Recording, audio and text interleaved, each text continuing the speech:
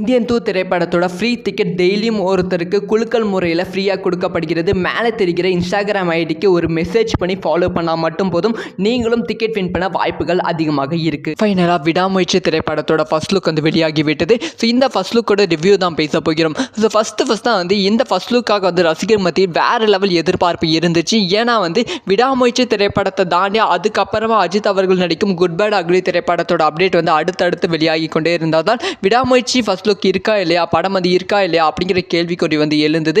அது எல்லாத்துக்குமே முற்றுப்புள்ளி வைக்கிற விதமாக வந்து இன்னைக்கு ஈவினிங் 7 மணிக்கு வந்து அஃபிஷியலாக விடாமுயற்சி ஃபர்ஸ்ட் லுக் ரிலீஸ் ஆகும் சொல்லிட்டாங்க. வந்து இப்போ வந்து விடாமுயற்சி திரைப்படத்தோட ஃபர்ஸ்ட் லுக் வந்து ரிலீஸ் ஆகி விட்டது.